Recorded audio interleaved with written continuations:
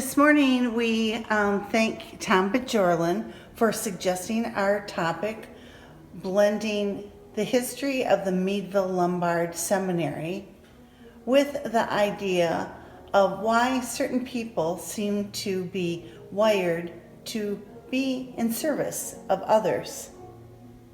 As we light our chalice, Jean Olson's words call to mind, inviting us to be brave enough to expose our aching woundedness and reveal our vulnerability. May each of us speak our deepest truth, knowing that they will change as you do. May each of us sing the music that is within us, composing our own melodies, placing our songs in our hearts. And as we continue to be creative and draw and paint, sculpt and sew, showing the world our vision, may we write letters and poetry and biographies and slogans and graffiti and maybe that great novel, laying bare our words to both love and hate. May we love even though our heart breaks again and again, until the end of our days, as they may be filled with possibilities for courage.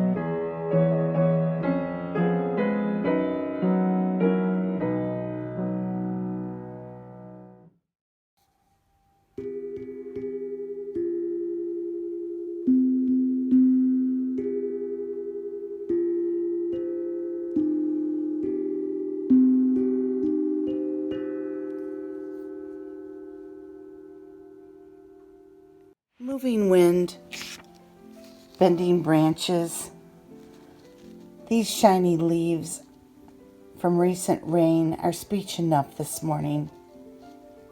As water ripples in the river and the finches bathe and drink, the ripples create the glittering across the path and brings us to the largest tree, spreading nearly naked arms, and a sudden bird seems to speak for us all.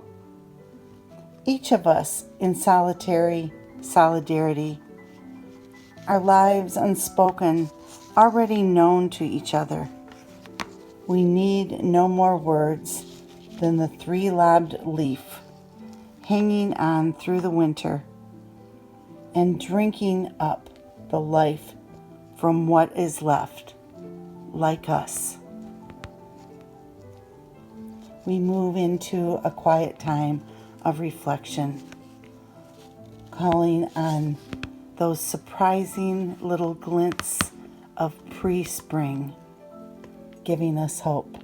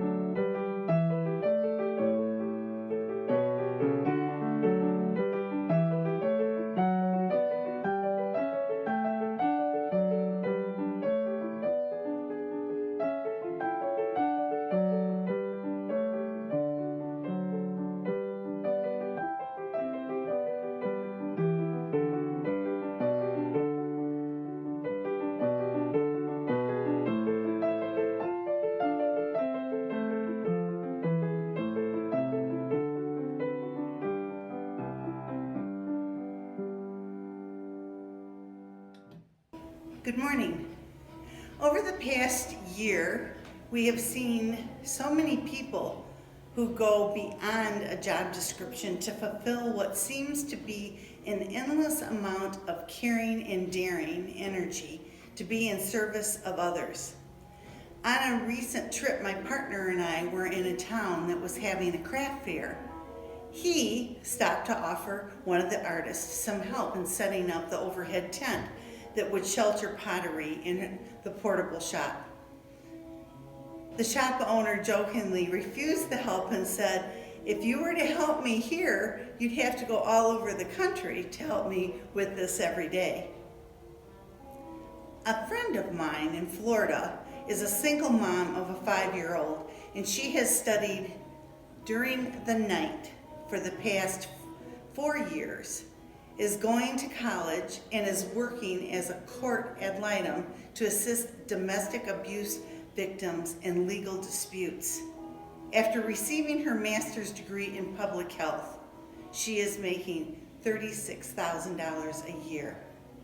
Some of you know people that can't help themselves from adopting and fostering pets in need.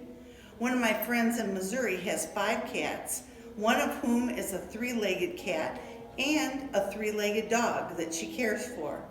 Saying yes to help the animal kingdom is just part of how she is wired for compassion to animals. Yesterday, a woman got out of her car while in the left-hand turn lane to remove a heavy box blocking traffic in the middle lane. No one else took a chance to help her. We all have thousands of examples as we have watched first responders and nurses and doctors and teachers going above and beyond the call of duty to help people and to care for them during this pandemic year, many at risk of their own peril. Just what do some people have in their character that makes them those type of people that want to step up to help others in need and move into those occasions that are often dangerous for them, putting their lives as second priority to do what needs to be done? Pro-social behaviors are those that are intended to help other people and sentient beings. These characteristics and actions show a concern for the rights and the welfare of other beings. Behaviors that can be described as pro-social include feeling empathy and concern for others. Kendra Cherry speaks in depth about the characteristics of pro-social behavior. Pro-social behavior includes a wide range of actions, such as helping, sharing, comforting, and cooperating. The term itself originated during the 1970s and was introduced by social scientists as an antonym for the term anti-social behavior. So pro-social behaviors include helping, sharing, and comforting. They can be proactive. Proactive means that they serve the self-benefiting purposes of others. They can be reactive. These actions are those that are performed in response to individual needs. They can be altruistic. These include actions that were meant to help others without any expectation of personal gain. Altruism is often seen as a form of pro-social behavior. Pro-social behavior is seen as a type of helping behavior that ultimately confirms some benefits as well to the self. A bystander effect refers to the tendency of people to become less likely to assist people in distress, especially when there are another group of people or individuals present that might step up to the plate. The benefits for the helper are mood-boosting effects, stress-reducing effects, and social support benefits. Psychologists and social scientists suggest why some people do things that benefit others without benefit for themselves. Some of these could be evolutionary influences. Evolutionary psychologists explain that pro-social behaviors in terms of natural selection. So, for example, in kin helping kin examples suggest then that your genetic family will be most likely to survive to pass on genes to future generations. Personal benefits could be that pro-social behaviors include egotistic reasons, doing things to improve one's own self-image, and reciprocal benefits, doing something nice for someone so that one day they may do something nice in turn for you. The more altruistic reasons, performing actions purely out of empathy for another individual, are few and far between to see as examples. Reciprocal behavior, norm of reciprocity, suggests when people do something helpful for someone else, that person feels compelled to help out in return.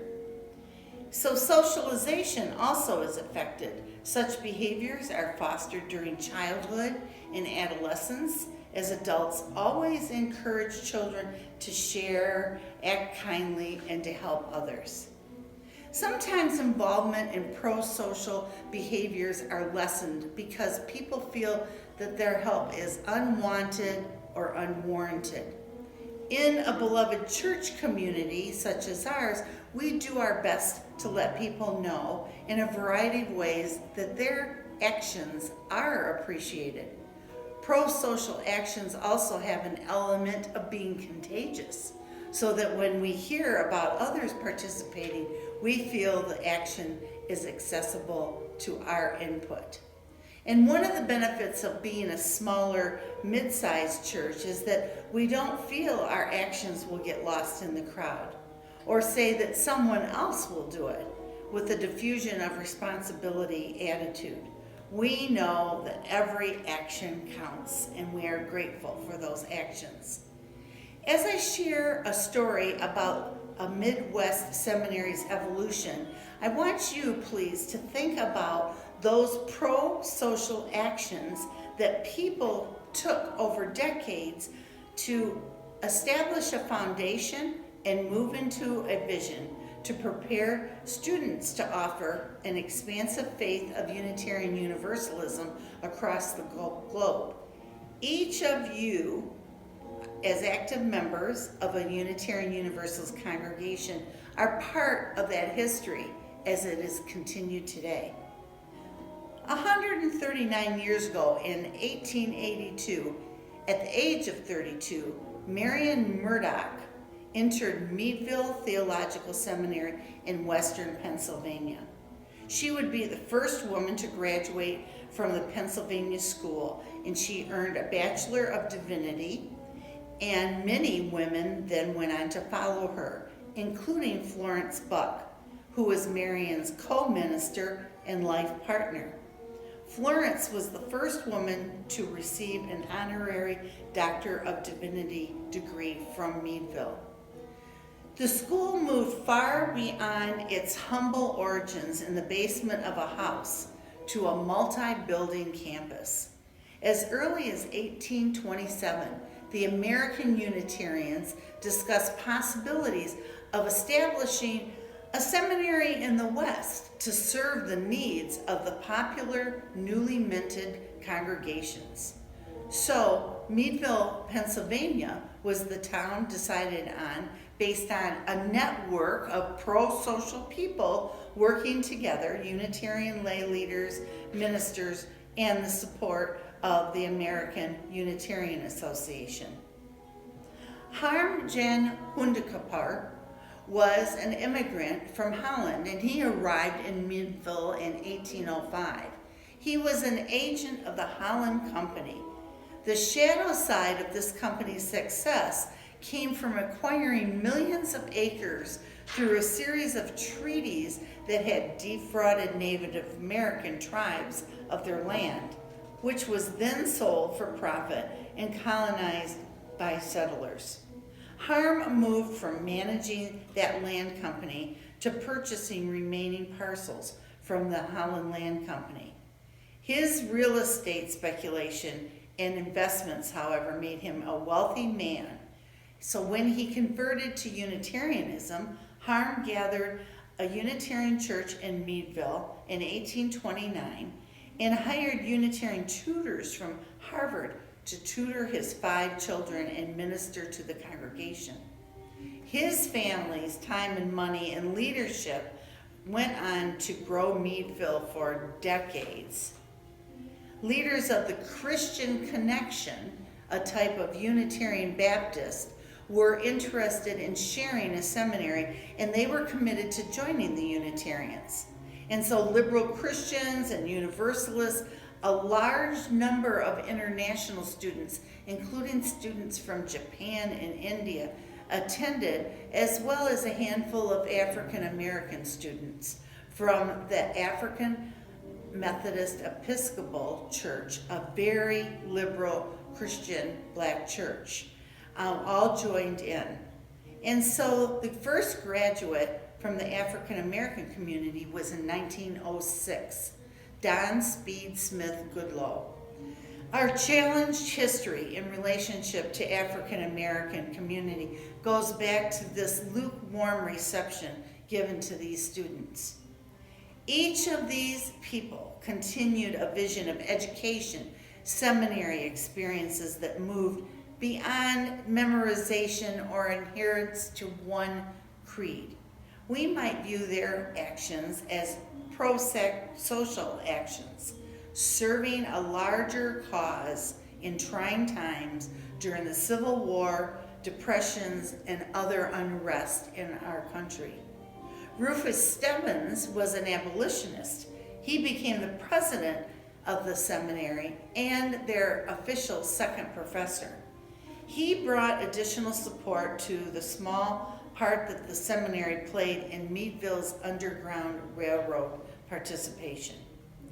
So in 1851, 10 years before the Civil War, several years after Meadville's founding, and 600 miles west in Galesburg, Illinois, a group of Universalists felt a need to open a secondary school for their children.